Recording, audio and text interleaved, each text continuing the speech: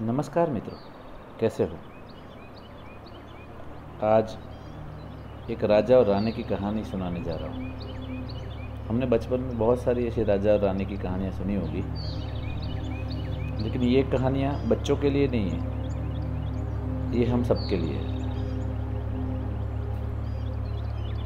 राजा और रानी की कहानी में क्या होता है? एक राजा होता है, एक रानी होती है, दोनों हंसी खुशी से मौज करते हैं। लेकिन यहाँ पे एक ट्विस्ट है। ये राजा है, उसकी 4 रानियां हैं। राजा को अपने अंतिम समय में एक बीमारी हो गई, कैंसर हो गया। उसका आखिरी समय जा रहा था। उसको पता चला कि अब मेरे पास बहुत ज़्यादा समय नहीं है। तो वो अपनी चौथी रानी के पास गया और चौथी रानी के पास जाके बोलता है कि रानी, आज तक मैंने तुझे बहुत समय दिया है, तुझे अच्छे से रखा है, तुझे अच्छा खाना खिलाया है, होटल में घूमने के लिए ले गया हूँ, तेरी बहुत केयर की है। तो अब तू, मेरा आखिरी समय है, तब मेरे साथ चल। तो रानी बोलती है कि राजा जी, मुझे बहुत दुख हो रहा है कि आप जाने वाले हो, लेकिन आपके साथ मैं नहीं आ सकती। राजा को बहुत दुख होता है कि जिसके साथ मैंने पूरी ज़िंदगी बिताई, जिसके लिए मैंने इतना सब कुछ भागा दौड़ी की, और वो मेरे साथ आने के लिए ना बोल रही है। राजा फिर तीसरी रानी के पास जाता है और उसको पूछता है कि तुझको मैंने बहुत प्रेम किया है, तेरे पीछे मैं बहुत भागा हुआ हूँ, तेरे लिए मैंने मेरी चौथी रानी को भी टाइम नहीं दिया है, तुझे अपने दिल से रखा है, तेरे लिए मैंने अपना टाइम भी घुमाया है, मेरा वक्त भी तेरे लिए दिया हुआ है। तो अब मेरा आखिरी समय है, अब तू मेरे साथ चल। तीसरी रानी बोलती है कि राजा, मुझे बहुत दुख हुआ है कि अब आप जाने वाले हो, लेकिन फिर भी मैं आपके साथ नहीं आ सकती, और अलबत्त आपके जाने के बाद मैं दूसरे और किसी के साथ चली जाऊंगी। राजा को बहुत दुख होता है कि जिसके पीछे मैंने इतना टाइम दिया, जिसको इतना प्रेम किया, जिसके पीछे मेरा समय भी मैंने भुला दिया, और आज वो ना बोल रही है। राजा फिर दूसरी वाइफ के जाता है, उसको पूछता है कि रानी, अब मेरा आखिरी समय है, अब तू मेरे साथ चल। दूसरी रानी बोलती है कि राजा, आप जा रहे हो, मेरे को बहुत दुख हो रहा है, लेकिन मैं आपके साथ नहीं आ सकता। राजा बोलता है, मैंने तुम्हारी बहुत कदर की है, तुम्हारी बहुत सेवा की है, तुम्हें हमेशा मेरे साथ ही रखा है, मैं जहाँ भी गया हूँ हमेशा तेरे को मेरे साथ लेके गया हूँ, तेरे पीछे मैंने अपनी धन दौलत समय सब कुछ वेस्ट किया है, और अभी तो ना बोल रही है।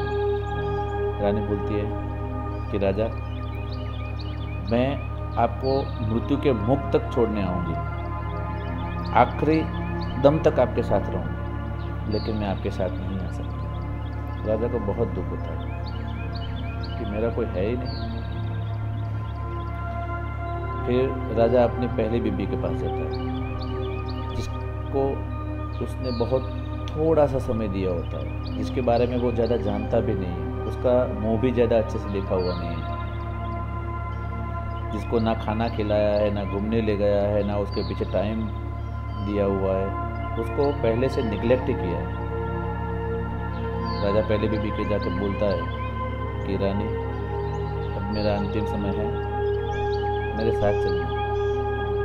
पहले बीबी खुश हो जाती है तो बोलती है, जो बोलो राजा, हमेशा मैं आपके साथ ही रही हूँ, आपने चाहे मुझे माना हो, चाहे मुझे ना माना हो, मेरी कदर की हो, मेरी कदर ना की हो, जैसा भी हो, हमेशा से मैं आपके साथ ही रही हूँ। अब भी मैं आपके साथ ही आऊँगी, आप बिल्कुल चिंता मत करो, मैं आपका साथ नहीं छोड़ूंगा। राजा की आंखों से आंसू आ जाते हैं कि जिसको मैंने कभी गिना ही नहीं है, आज वो ही मेरे साथ है। तो दोस्तों, ये एक छोटी सी राजा और रानी की स्टोरी है। इस स्टोरी कहने के पीछे का तात्पर्य क्या है, आप सोच सकते हो? ये राजा कौन है और ये 4 रानियां कौन हैं? एक्चुअली जो राजा है वो हम खुद है, और जो रानियां है, जो चौथी रानी है, वो हमारा परिवार है। हम हमेशा अपने परिवार के पीछे भागते हैं, दौड़ते हैं, उसकी केयर करते हैं, उसके लिए फूड खिलाते हैं, घूमने ले जाते हैं, उसके पीछे पूरा अपना जो भी होता है वो उनके लिए ही हम करते हैं। लेकिन फिर भी आखिर समय पे वो अपने साथ नहीं आ सकते। जो तीसरी रानी है, वो है हमारी धन दौलत, मिलकत, पैसा, सोना, जो हम अर्ज करते हैं, जिसके पीछे हम अपने परिवार को भी भूल जाते हैं। इतना सारा पैसा इकट्ठा करने के लिए हम अपना सब कुछ टाइम सब कुछ दे देते हैं। अलबत्त हमारे जाने के बाद वो पैसा किसी और का हो जाता है, उसका मालिक कोई और हो जाता है। जो दूसरी रानी है वो हमारी बॉडी है, हमारा शरीर है, जो अंतिम वक्त तक हमारे साथ रहता है, लेकिन वो भी हमारे साथ नहीं आता है। और जो पहली रानी है, जिसको हम सब, आप और मैं, हम सब निग्लेक्ट करते हैं, वो है हमारा सोल, हमारी आत्मा। वो हमेशा हमारे साथ रही है, रहेगी, और आगे भी हमारे हर जीवन में हमारे साथ ही रहेगी। तो मोरल ऑफ द स्टोरी ये है कि हमें अपने शरीर, अपने परिवार के साथ साथ अपनी अंतरात्मा पे, अपने अंदर की जो विचार है, सोच है, उसके ऊपर भी थोड़ा ध्यान देना चाहिए, जिससे अगर हमारा सोल अच्छा रहेगा तो ऑब्वियसली हमारी चारों बीवियाँ खुश रहेगी।